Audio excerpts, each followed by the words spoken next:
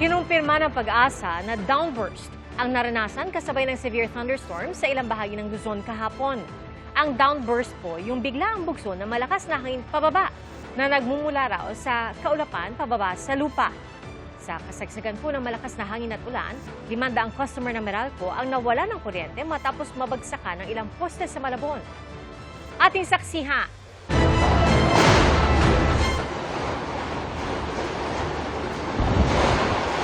Tila iwinasiwas ng malakas na bugso ng hangin ng roll-up door na ito sa isang mall sa Malabon City bandang alas 6 ng gabi nitong linggo.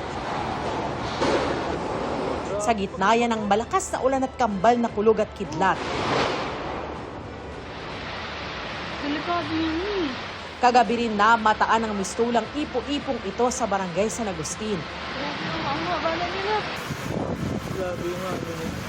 Malabagyo rin ang hangin at ulan sa ilang bahagi ng Quezon City kagabi, gaya sa bahagi ng Bahay Toro, Mother Ignacia at Elliptical Road. Nagdulot yan ng baha sa East Avenue, EDSA Balintawak at may San Valenzuela. Ramdam din ang masamang panahon sa Maynila. Nagtumbahan ng 3 poste sa may Silo, Malabon. Nabagsakan ng isa ang tricycle na ito. Bumagsak ang isa pa sa bubong ng kaupahang bahay, habang sumabit sa mga kawad ang isa pa. Walang naitalang nasaktan pero nawala ng kuryente ang maraming bahay. Patuloy ang pagsasaayos ng mga nasirang linya ng kuryente hanggang kaninang umaga. Ayon sa Meralco, nasa 500 customer ang pansamantalang nawalan ng kuryente dahil sa insidente. Nagulat naman ang ilang taga-Taal, Batangas nang umulan ng yelo kagabi. May naitala ring hailstorm sa Magalang, Pampanga. Naranasan din ang pag-ulan at pagbaha sa iba pang lugar sa bansa.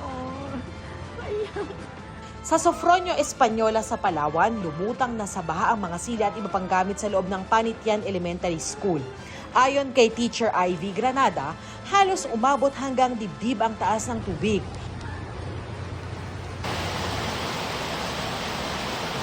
Maladagat ang lawak ng pagbaha sa ilang bahagi ng Basay, Negros Oriental. Pinasok ng tubig ang ilang bahay. Pahirapan ang pagdaan ng mga sasakyan sa kalsada. Nalubog pati mga taniman ng palay. Ayon sa Basay Municipal Police Station, mas malakas ang naging pag-ulan sa bahagi ng mga bundok kagabi, na siyang nagdulot ng pagbaha sa mas mabababang lugar. Nagtumbahan ang ilang puno. Ang mga residente, kanya-kanyang pagsagip sa mga alaga nilang baka, kambing at manok. Walang napaulat na nasaktan sa pagbaha. Suspendido kanina ang pasok sa mga paaralan sa bayan. Pinatumba rin ang masamang panahon ng malaking puno ng akasya sa Dato Odin Sinsuat, Maguindanao del Norte. Nabagsakan ito ang kisame ng Principal's Office at Clinic ng Camp Sionco Elementary School. Suspendido rin muna ang klase roon. Pinasok din ng baha ang ilang bahay sa Palimbang, Sultan Kudarat kasunod ng malalakas na ulan. Binahari ng kalsada sa General Santos City. Gumuho naman ang gilid ng bundok sa Jose Abad Santos sa Davao Occidental. Kita mula sa himpapawid ang lawak ng landslide sa pagitan ng Barangay Kitayo at Barangay Balangunan. Natapos din kagabi ang clearing operations kaya nadaraanan na ulit ang kalsada. Ayon sa Pag-asa, habagat na pinalalakas ng Bagyong Francisco ang nakaapekto sa Visayas at Mindanao. Localized thunderstorms naman ang nagpaulan at nagdulot ng masamang panahon sa Metro Manila at ilang bahagi ng Luzon kagabi. Ako si Darlene Kai, ang inyong saksi. Super typhoon na ang Bagyong Francisco ayon sa Pag-asa. Huli itong namataan sa layong 475 kilometers sa silangan ng Apari, Cagayan. Kumikilos ito pa Kanluran, Hilagang Kanluran at nakataas ng Tropical Cyclone Wind Signal No. 1 sa Batanes, mga bayan ng Gonzaga at Santa Ana sa Cagayan at ilang bahagi ng Babuyan Islands. Binabantayan din ang Tropical Depression sa labas ng Philippine Area of Responsibility. Ramdam ang epekto ng Bagyong Francisco sa ilang bahagi ng Luzon. Habagat na pinalalakas ng bagyo naman ang nagpapaulan sa iba pang bahagi ng bansa. Base sa datos ng Metro Weather, umaga bukas may tsansa ng ulan sa ilang bahagi ng Palawan, Western Visayas at ilang bahagi ng Cagayan. Manahapon at gabi, posible na ring ulanin ng Ilocos Provinces, ilang bahagi ng Central Luzon, Mindoro Provinces, Bicol Region, iba pang bahagi ng Visayas at halos buong Mindanao. Sa Metro Manila may tsansa rin ng thunderstorms gaya ng naranasan kahapon at kanina. 12 pesos ang posibleng rollback sa presyo ng kada kilo ng LPG sa Hulyo, ayon sa LPG Marketers Association. At bukas, malakihan din ang rollback sa diesel, sa gasolina, pati na sa kerosene. Saksi, si Dano Tingkungko. Malaking ginhawa ang hanggang mahigit 11 pisong rollback sa presyo ng diesel simula bukas, lalo sa mga namamasada ng jeepney. Hanggang halos 5 pesos at 90 centavos naman ang rollback sa litro ng gasolina. Bunsod ito ng pagbaba ng presyo ng krudo sa world market dahil sa paghupa ng tensyon sa Middle East noong nakaraang linggo nang inanunsyo ang pagbubukas ng Strait of Hormuz sa gitna ng nilagdaang kasunduan ng Iran at Amerika na wakasan ang giyera.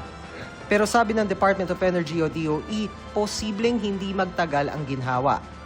Nag-anunsyo kasi ang Iran na muling isasara ang Strait of Hormuz na daanan ng mga delivery ng langis. Bago-bagong sitwasyon. Ngayong araw po lamang ay nagkaroon muli ng mga pagbabago dulot ng geopolitical tension sa Middle East. Dahil dito, patuloy nating minomonitor ang mga pag-unlad kaugnay ng Strait of Hormuz.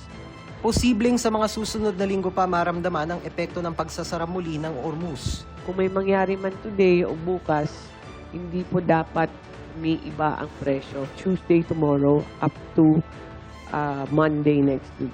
Pag may nakita po kayong nagpapalit at sasabihin dahil po sa report na mukhang magsasara na naman, hindi po tama yan. Ayon sa DOE, tuloy naman ang pamamahagi ng fuel subsidy. Base sa DOE monitoring, bago maganap ang sigalot sa gitnang silangan, nasa 49 hanggang 111 pesos ang gasolina kada litro. 48 hanggang 73 pesos and 61 centavos naman ang diesel. Habang ang kerosene, 77 pesos and 40 centavos hanggang 98 pesos and 89 centavos ang kada litro. Pagdating naman sa LPG, halos magbabalik na sa dating presyo ng tangke ng LPG dahil sa nakaambang rollback na 12 pesos kada kilo sa Hulyo.